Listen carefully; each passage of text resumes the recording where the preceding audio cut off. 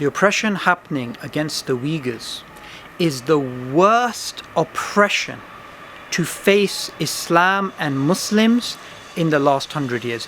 You will not find something as brutal, as scalable, and as merciless as what's happening to the Muslims in East Turkestan, in Chinese-occupied East Turkestan. Millions are being put into concentration camps.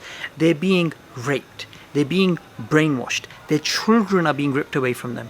We all have children. We all have children. Even if we don't physically have children ourselves, we have children in our families. Imagine your children being taken away. Imagine you being split from your partner. Imagine you being split from your parents. This weekend, I was speaking to Uyghurs. I did some interviews in Turkey with Uyghurs who've escaped and they've actually gone to Istanbul. Even there, in Istanbul, they're not left alone.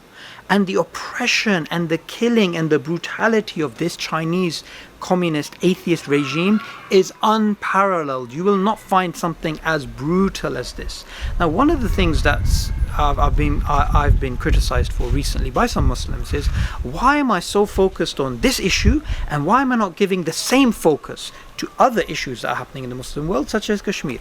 There's a very simple answer to that, because this is the worst oppression happening to Muslims across the world. In fact, this is not something which I'm saying.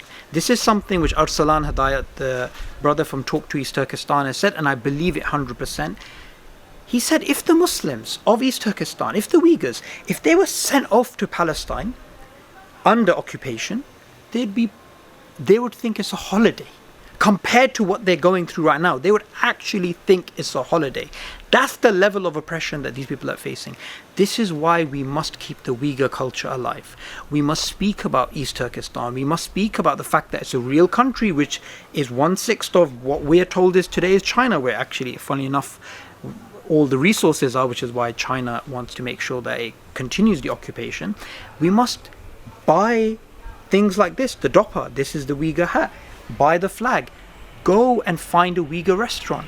Go and do a review there. Talk about the Uyghur culture. Talk about how their culture has Islam embedded within it, which is why the communist atheist regime wants to destroy the culture and Islam, because it knows both of these are intertwined and linked.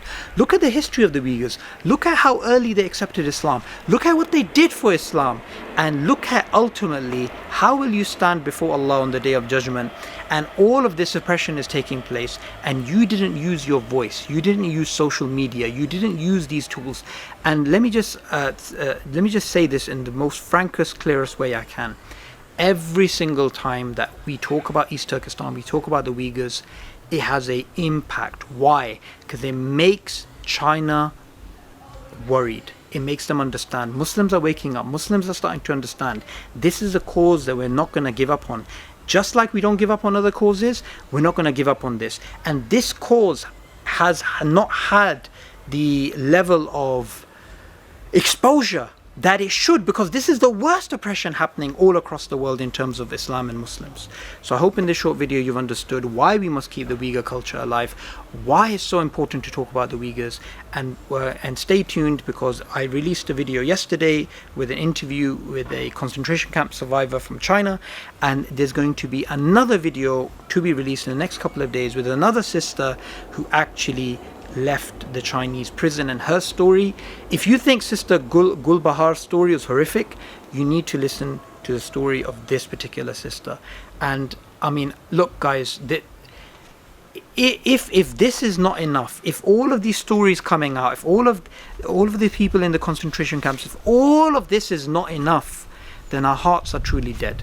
And if we have Iman, if we have faith, then we must feel this pain. And if we feel this pain, then we must take action to save the Uyghurs, to save their culture, and ultimately to save Islam.